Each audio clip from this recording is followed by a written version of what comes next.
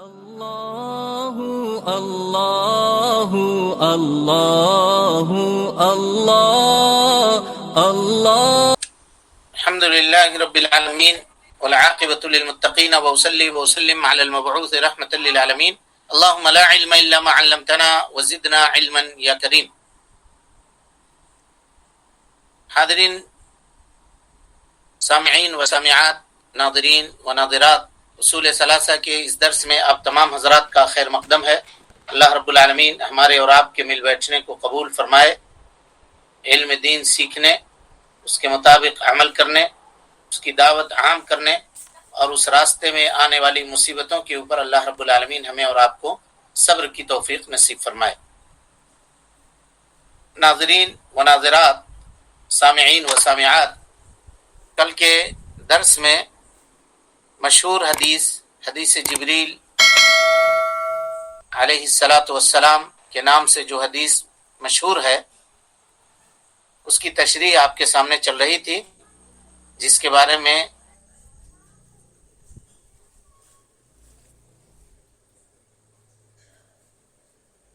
احسان کے اوپر دلالت کرنے والی ہے، اور یہی وہ روایت ہے جس میں اسلام کے ارکان،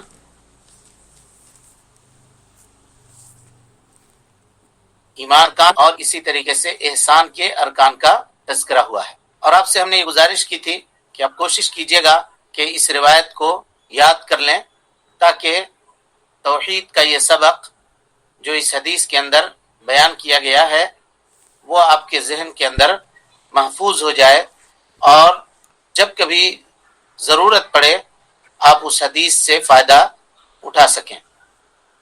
آئیے حدیث کو پھر سے دیکھتے ہیں۔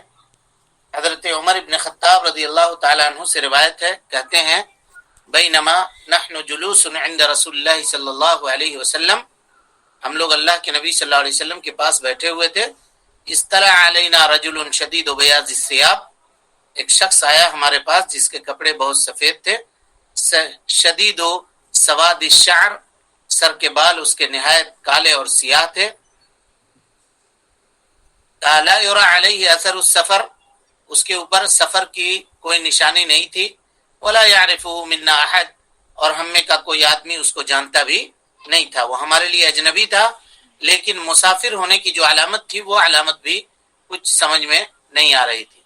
ولا يعرفه منا احد حتى جلس الى النبي صلی اللہ علیہ وسلم، یہاں تک کہ وہ آ کر کے اللہ کے نبی صلی اللہ علیہ وسلم کے پاس بیٹھ گئے، فاسند ركبتيه الى ركبتيه، نبی صلی اللہ علیہ وسلم کے گھٹنوں سے اپنے گھٹنے کو ملا دیا، ووضع كفيه على فخذيه، اور اپنے دونوں ہاتھوں کو اللہ کے نبی صلی اللہ علیہ وسلم کے زان کے اوپر رکھا، جس کو ہم لوگ جانگ کہتے ہیں، وہاں رکھا، اور اس کے بعد سوال کیا، اخبرنی یا محمد، کہا اللہ کے نبی صلی اللہ علیہ وسلم کچھ سوالات میں کر رہا ہوں، اس کا جواب دیجئے۔ کہا مل اسلام، اسلام کیا ہے؟ تو آپ نے فرمایا ان تشہد ان لا الہ الا اللہ، اس بات کی گواہی دینا کہ اللہ کے علاوہ کوئی معبود برحق نہیں ہے، وان محمدا عبدہ ورسولہ، اور محمد صلی اللہ علیہ وسلم اللہ کے بندے اور اس کے رسول ہیں، وتقیم الصلاۃ، نماز قائم کرنا، وتؤتی الزکاۃ، زکوٰۃ ادا کرنا، وتصوم رمضان، رمضان المبارک کے روزے رکھنا، وتحج البیت، اور خانہ کعبہ کا حج کرنا، ان استطعت الیہ سبیلا، اگر وہاں تک پہنچنے کا خرچہ، پانی اور جسمانی طاقت تمہارے پاس ہو، یہ ساری کی ساری استطاعت کے اندر داخل ہے، تو زندگی میں ایک مرتبہ بیت اللہ کا حج کرنا، یہ اسلام کے 5 ارکان ہوئے۔ یہ جواب سن کر کے حضرت جبرائیل نے کہا صدقت، اے نبی صلی اللہ علیہ وسلم آپ نے سچ کہا، صحیح فرمایا، درست فرمایا۔ حضرت عمر کہتے ہیں فعجبنا لہ، ہم کو تعجب ہوا اس شخص کے اوپر، یسألہ و یصدقہ، کہ وہ سوال بھی کر رہا ہے اور کہہ بھی رہا ہے کہ آپ نے سچ فرمایا۔ بہرحال پھر دوسرا سوال حضرت جبرائیل نے کیا، کہ اخبرنی عن الایمان، اے اللہ کے نبی صلی اللہ علیہ وسلم ایمان کے بارے میں بتائیے۔ تو نبی صلی اللہ علیہ وسلم نے فرمایا ان تؤمن باللہ، اللہ کے اوپر ایمان لاؤ، وملائکتہ، اس کے رسولوں پر، اس کے فرشتوں کے اوپر ایمان لاؤ، وکتبہ، اس کے کتابوں کے اوپر ایمان لاؤ، ورسلہ، اس کے رسولوں کے اوپر ایمان لاؤ، وتؤمن بالقدر خیرہ وشرہ، اچھی اور بری تقدیر کے اوپر ایمان لاؤ کہ یہ اللہ رب العالمین کے جانب سے ہے۔ تو یہ ایمان کے 6 ارکان ہوئے۔ اس کے بعد حضرت جبریل نے تیسرا سوال کیا کہ اخبرنی عن الاحسان، اے اللہ کے نبی صلی اللہ علیہ وسلم احسان کے بارے میں بتائیے۔ تو آپ نے کہا ان تعبد اللہ، تم اللہ کی عبادت کرو کأنک تراہ، گویا کہ تم اس کو دیکھ رہے ہو۔ فإن لم تکن تراہ، اگر یہ کیفیت تمہارے دل میں پیدا نہیں ہو رہی ہے تو فإنہ یراک، کم سے کم اتنی خیال یا اتنا خیال اپنے دل کے اندر پیدا کرو کہ اللہ رب العالمین تم کو دیکھ رہا ہے۔ یہ احسان کے سلسلے میں آپ نے فرمایا۔ اس کے بعد حضرت جبرائیل نے سوال کیا اخبرنی عن الساعہ، اللہ کے نبی صلی اللہ علیہ وسلم قیامت کے بارے میں بتائیے۔ تو آپ صلی اللہ علیہ وسلم نے کہا مل مسئول عنہا بأعلم من السائل، پوچھنے والے سے زیادہ جاننے والا نہیں جانتا ہے، یعنی دونوں کے دونوں قیامت کے علم کے بارے میں نہیں جانتے ہیں، اس کا علم نہیں دیا گیا ہے کسی کو۔ تو حضرت جبریل نے سوال کیا اخبرنی عن امارتھا، اللہ کے رسول صلی اللہ علیہ وسلم اس کی نشانیوں کے بارے میں بتا دیجئے۔ تو آپ صلی اللہ علیہ وسلم نے فرمایا ان تلد الامۃ ربتها، لونڈیاں اپنے آقاؤں کو جنیں گی، وان تراہ الحفاة العالۃ ریا الشاہ یتطاولون فی البنیان، اور تم دیکھو گے کہ ننگے بدن ننگے پاؤں رہنے والے بکریوں کے چرواہے بلند و بالا عمارت کے اندر آرام فرما رہے ہوں گے۔ قیامت کی نشانیوں میں سے ایک نشانی اللہ کے نبی صلی اللہ علیہ وسلم نے یہ بیان فرمائی۔ ان تلد الامۃ ربتها کا مطلب کیا ہوا؟ تو علماء نے اس کی کئی ایک مطلب بیان کیے ہیں کہ لونڈیاں اپنے آقاؤں کو جنیں گی۔ اس سلسلے میں علماء کے کئی ایک اقوال ہیں۔ کچھ لوگ کہتے ہیں کہ یہ اشارہ ہے اللہ کے نبی صلی اللہ علیہ وسلم کی جانب سے کہ امہات الاولاد، امہات الاولاد کہتے ہیں ان لونڈیوں کو جو مسلمانوں کو حاصل ہوئی ہوں اور ان سے مسلمانوں کے یعنی جن کو حاصل ہوئی ہوں ان سے اولاد ہو، ان سے اولاد ہو۔ تو اگر مان لیجئے کہ آقا کے پاس کوئی لونڈی ہے اور اس سے اولاد ہوئی، اگر بیٹا ہوا تو باپ بھی مالک ہوا اس کا اور بیٹا بھی اس کا مالک ہوا، بیٹا بھی اس کا مالک ہوا۔ تو یہی کہتے ہیں کہ لونڈیاں اپنے آقاؤں کو جنیں گی۔ یہ اس بات کے اوپر دلالت کرتی ہے کہ قرب قیامت میں امہات الاولاد یعنی ان لونڈیوں کی تعداد زیادہ ہو جائے گی۔ اور دوسرا اقوال یہ ہے یا دوسرا قول دوسرے اقوالوں میں سے ایک قول یہ ہے کہ اللہ کے نبی صلی اللہ علیہ وسلم نے یہ اشارہ کے طور پہ بیان فرمایا کہ گارجینوں کا کنٹرول ان کے اولاد کے اوپر نہیں ہوگا، ان کے اولاد کے اوپر نہیں ہوگا، یعنی جو حکم گارجینوں کو اپنے اولاد کے اوپر چلانا چاہیے تھا وہ حکم اب بچے اپنے ماں باپ کے اوپر یا اپنے گارجین کے اوپر چلائیں گے۔ بہرحال یہ دونوں معنی اپنے اعتبار سے درست بیٹھتے ہیں اور صحیح ہوتے ہیں۔ اسی طریقے سے اللہ کے نبی صلی اللہ علیہ وسلم نے فرمایا کہ تم دیکھو کہ ننگے بدن اور ننگے پاؤں رہنے والے لوگ بکریوں کے چرواہے وہ بلند و بالا عمارات کے اندر، بلند و بالا محلوں کے اندر، بلند و بالا بلڈنگوں کے اندر آرام فرما رہے ہوں گے، یعنی مال و دولت کی فراوانی ہو جائے گی اور لوگ تعیش اور عیش پسند ہو جائیں گے، زندگی کی خشونت ختم ہو جائے گی اور انسان مال و دولت سے پورے طور پہ بہرہور ہوگا اور اپنی زندگی کو عیش و عشرت میں گزار رہا ہوگا۔ تو عیش و عشرت میں زندگی کا گزارنا یہ اس بات کے اوپر دلالت کرنے والا ہے کہ آدمی اللہ رب العالمین کی عبادتوں سے غافل ہوگا، عبادتوں سے عام طور پہ غافل ہوگا۔ اور یہ چیز جاری ہے، جہاں ہم لوگوں نے قیامت کی نشانیوں کو تفصیل کے ساتھ پڑھا تھا وہاں ہم نے یہ کہا تھا کہ کچھ نشانیاں ہیں جن کو قریبہ کہتے ہیں، کچھ نشانیاں ہیں جن کو بعیدہ کہتے ہیں، کچھ نشانیاں ہیں جن کو متوسطہ کہتے ہیں۔ تو یہ نشانی کون سی نشانی ہے جی؟ قریب کی نشانی ہے یا بعید کی نشانی ہے یا متوسط ہے؟ قریب، قریب، ہاں متوسط، متوسط ہے، متوسط ہے، جس کے بارے میں ہم نے کہا تھا کہ وہ ابھی جاری ہے، متوسط جاری رہے گا یہاں تک کہ علامات الساعہ الکبریٰ القریبہ کا ظہور ہو جائے، یعنی قیامت کے وقوع ہونے کے اعتبار سے جو نشانی قریب ہے اس کا ظہور ہو جائے، اور وہ نشانی پوری تفصیل سے اس کے اوپر ہم نے گفتگو آپ کے سامنے کر دی تھی۔ اس کے بعد حدیث کو کنٹینیو کرتے ہیں۔ حضرت جبریل علیہ السلام یہ تینوں سوال کرنے کے بعد، اسلام، ایمان، احسان کے بارے میں پوچھنے کے بعد قیامت کی نشانیوں کے بارے میں پوچھتے ہیں، اور اللہ کے نبی صلی اللہ علیہ وسلم ان کو قیامت کی نشانیوں کے بارے میں بتاتے ہیں۔ بتانے کے بعد حضرت جبریل علیہ السلام کھڑے ہوتے ہیں، اور ثم انطلق، حدیث کے الفاظ ہیں کہ اس مجلس سے اٹھ کر کے چل جاتے ہیں۔ فلبثت مليا، حضرت عمر کہتے ہیں کہ تھوڑی دیر میں ٹھہرا رہا، ہم لوگ اسی جگہ پر بیٹھے رہے۔ پھر اللہ کے نبی صلی اللہ علیہ وسلم نے فرمایا، یا عمر، اے عمر، کیا آپ کو پتا ہے اتدری من السائل، یہ پوچھنے والا کون تھا، جانتے ہیں آپ؟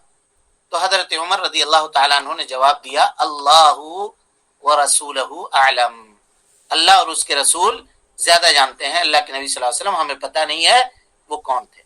تو آپ نے کہا، ھذا جبریل، یہ حضرت جبریل علیہ السلام تھے، اتاکم، تمہارے پاس آئے تھے، یعلمکم، تاکہ تم کو سکھائیں، دینکم، تمہارا دین۔ سمجھ میں آئی بات؟ اب یہاں سے دین لیجئے، اتاکم یعلمکم دینکم، دین کا تذکرہ ہوا حدیث میں، تو دین کے کتنے مراتب ہوئے؟ بولیے جلدی جلدی۔ تین مراتب، کون کون؟ اسلام، ایمان، احسان۔ اسلام، ایمان، احسان، ٹھیک ہے؟ پورے درس کا خلاصہ اگر اس حدیث سے لینا چاہیں، سمجھنا چاہیں تو آپ سمجھ سکتے ہیں اب تک جو پڑھے ہیں۔ اسلام، ایمان، احسان۔ اسلام کے کتنے ارکان ہیں؟ بولیے جلدی جلدی۔ 5۔ ایمان کے کتنے ارکان ہیں؟ 6 ارکان۔ احسان کا کتنا رکن ہے؟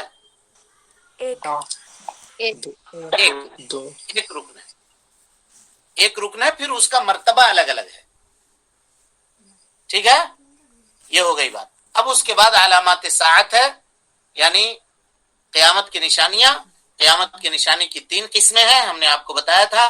قیامت کی نشانی جس کو بعیدہ کہتے ہیں، یعنی جو ہو چکی، گزر چکی، اور وہ نشانیاں جو ابھی جاری ہیں ان کو متوسطہ کہتے ہیں، اور وہ نشانی جو ہونے والی ہے، جو قیامت سے قریب ہے، اس کو علامات قریبہ کہتے ہیں۔ اتنی بات جان لینے کے بعد حضرت عمر کے اس جملے کے اوپر غور کیجئے، جس میں اللہ کے نبی صلی اللہ علیہ وسلم کے سوال میں انہوں نے کہا، یہ بھی عقیدے سے تعلق رکھتی ہے بات، کہا کہ جانتے ہو عمر وہ کون تھے، پوچھنے والے، سوال کرنے والے کون تھے، جانتے ہو؟ تو حضرت عمر نے کیا جواب دیا؟ اللہ اس کا رسول زیادہ جانتے ہیں۔ اللہ اور اس کے رسول زیادہ جانتے ہیں وہ کون تھے۔ تو کیا آج کے زمانے میں ہم سے، آپ سے کوئی پوچھے تو کسی بات میں ہم لوگ اب کہہ سکتے ہیں کہ اللہ اور اس کے رسول زیادہ جانتے ہیں؟ نہیں۔ اللہ کے تعلق سے تو کوئی اشکال نہیں ہے، اللہ عالم آج بھی کہہ سکتے ہیں، لیکن کیا اس کے ساتھ رسول کو لگا سکتے ہیں؟ نہیں۔ ہاں بولیے۔ نہیں۔ اس سلسلے میں تھوڑی تفصیل ہے، اس کو دیکھیے۔ جہاں تک بات ہے اللہ کے نبی صلی اللہ علیہ وسلم کے زمانے کی، جب نبی صلی اللہ علیہ وسلم موجود تھے تو اللہ و رسولہ اعلم کہنے میں کوئی اشکال نہیں تھا، اس میں کوئی حرج کی بات نہیں تھی، جیسے حضرت عمر نے کہا اللہ و رسولہ اعلم۔ اور دیگر بہت سارے مواقع حدیث کے اندر آپ کو دیکھنے میں ملیں گے گاہے بگاہے، جہاں اللہ کے نبی صلی اللہ علیہ وسلم نے صحابہ کرام سے کسی مسئلے میں پوچھا یا سوال کیا تو صحابہ نے جواب دیا اللہ و رسولہ اعلم۔ اب حجۃ الوداع کے خطبے کو اٹھائیے، ہے نا، تو اس میں آپ نے پوچھا کہ کون سا شہر ہے، کہ اللہ عالم، اللہ و رسولہ عالم، کا کون سی جگہ ہے، کہ اللہ و رسولہ عالم، کون سا مہینہ ہے، کہ اللہ و رسولہ عالم۔ تو نبی صلی اللہ علیہ وسلم کے حیات مبارکہ میں یہ کہنے میں کوئی حرج کی بات نہیں تھی۔ اب اللہ کے نبی صلی اللہ علیہ وسلم کے وفات کے بعد ہم میں سے اگر کوئی شخص پوچھے یا پوچھا جائے اور اس کو وہ چیز معلوم نہ ہو تو وہ کہے اللہ اعلم بلا اشکال، اس میں کوئی اختلاف نہیں ہے، کسی کا کوئی اختلاف نہیں. یعنی آپ نے ہم سے کوئی مسئلہ پوچھا، ہم نہیں جانتے تو ہم کیا کہیں گے؟ اللہ اعلم. اس میں کوئی حرج کی بات یا کوئی اشکال، کوئی اختلاف کی بات نہیں ہے. لیکن کیا ہم اپنے اس جواب میں یہ کہہ سکتے ہیں کہ اللہ و رسولہ عالم نبی صلی اللہ علیہ وسلم کی وفات کے بعد؟ جی نہیں. تو علماء کا اس سلسلے میں دو قول ہے. پہلا قول یہ ہے کہ اگر کوئی معاملہ یا سوال دینی مسئلے کے بارے میں ہو، کوئی سوال دینی مسئلے کے بارے میں پوچھا جا رہا ہو، دین کے معاملے میں پوچھا جا رہا ہو، تو آدمی اگر چاہے تو یہ کہہ سکتا ہے اللہ و رسولہ اعلم. کیونکہ کوئی بھی شریعت کا حکم ایسا نہیں ہے جو اللہ کے نبی صلی اللہ علیہ وسلم نہیں جانتے تھے. شریعت کا کوئی بھی، جبکہ شریعت ہم نے نبی صلی اللہ علیہ وسلم نے ہم کو اور آپ کو سکھایا ہے، یعنی ان کے ذریعے سے شریعت ہم تک پہنچی ہے، تو شریعت کا ہر مسئلہ اللہ کے نبی صلی اللہ علیہ وسلم کو پتا تھا. اور شریعت نبی صلی اللہ علیہ وسلم کی زندگی میں تمام اور مکمل کر دی گئی تھی. اور تمام اور مکمل کب ہوگا؟ جب شریعت کے سارے مسائل کا احاطہ پیارے مصطفیٰ صلی اللہ علیہ وسلم نے اپنی زندگی کے اندر کر لیا. ٹھیک ہے. اور اگر دین کے علاوہ کسی دوسرے معاملے میں آپ سے سوال کیا جائے تو اس وقت اللہ و رسولہ اعلم کہنا درست اور جائز نہیں ہے اللہ کے نبی صلی اللہ علیہ وسلم کے وفات کے بعد. ہو گیا کلیئر؟ جی. واضح ہو گیا معاملہ؟ جی. اب آئیے، کہا ھذا جبریل، نبی صلی اللہ علیہ وسلم نے کہا کہ یہ جبریل علیہ السلام تھے.